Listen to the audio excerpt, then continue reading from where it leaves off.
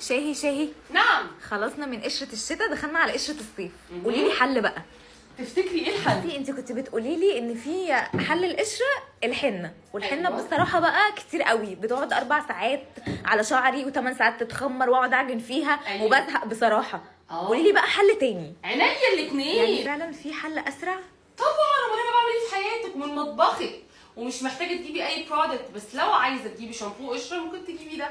شامبو القشره بتاعنا خالي من اي سلفيت، وخالي من الصوديوم، وخالي من البارافين، وطبيعي 100%. بس انا كمان ممكن اقول لك تعملي شامبو طبيعي في بيتك ازاي، وممكن اقول لك ازاي تعملي سبراي للقشره في بيتك، برغم ان احنا عندنا سبراي قشره برضه طبيعي. بس عايزه تعمليه في بيتك عيني الاثنين. يلا بينا. اهم حاجه ان انا بس عايزه اقولها لكم ان انا مش عارفه انتوا سايبين الرف ده فاضي ليه. يعني ده سؤال بجد عايزه عليه اجابه، بس فداكم انا هرتبه. يلا. المهم، لو انت عندك اي شامبو في البيت بترتاحي عليه وهو عامل ايفكت حلو مع شعرك، ليه تشتري منتج تاني جديد؟ ما نستخدمه، ما هنستخدمه وهنحلبه وفلوسنا يابا ما تبقاش على الارض يابا. احنا هنعمل ايه؟ الشامبو بتاعنا ده هنحط فيه اولا قرنفل 3-4 حبات بس، وهنحط معلقتين خل التفاح من المعلقه الصغيره بتاعه الاكل. وقبل كل شاور هنرج الازازه كويس قوي قوي قوي قوي قوي، وهنغسل بيها شعرنا كشامبو عادي جدا من غير ما تجيبي شامبو القشره.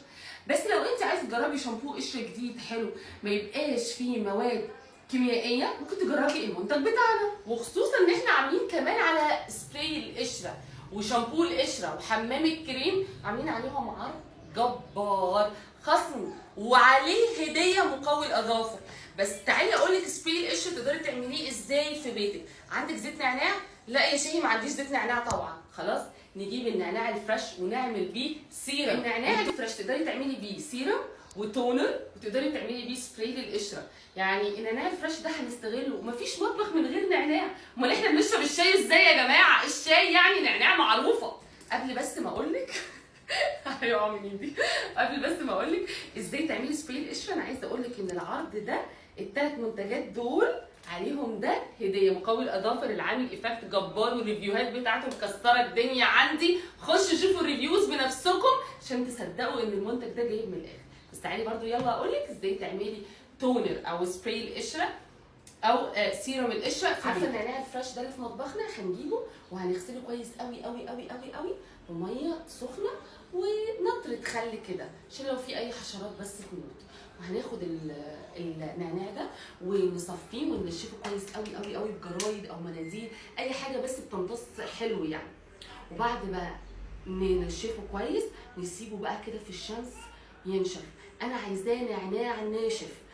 وبعد ما تعملوه تجفيف هتجيبوه بقى، ممكن هو نفسه الورق نفسه من غير عصر ومن غير مطحنه ومن غير اي حاجه، تاخدوه في ميه مقطره من الصيدليه. الكيس عامل 2 جنيه ولا 3 جنيه على فكره، كيس رخيص جدا.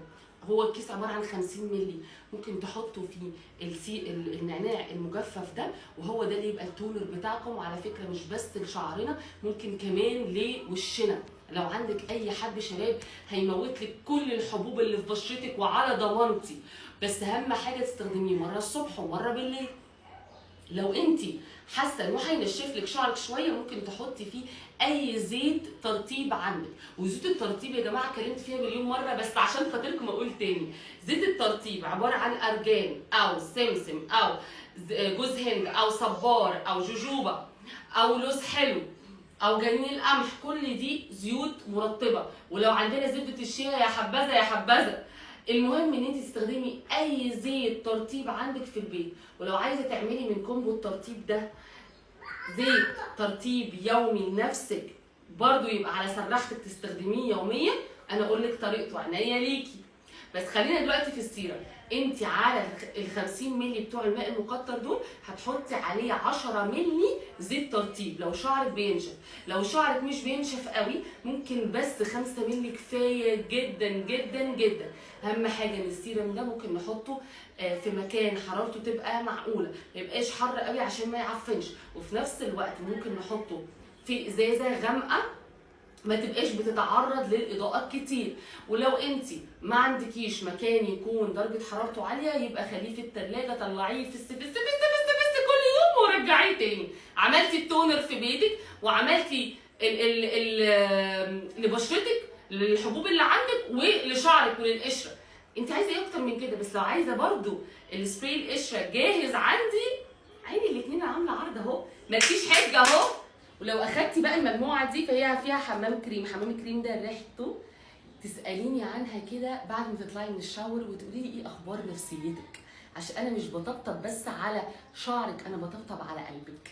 وبتحدي، يعني ترطيب، يعني نعومه، يعني تعطير، ها، وتلميع.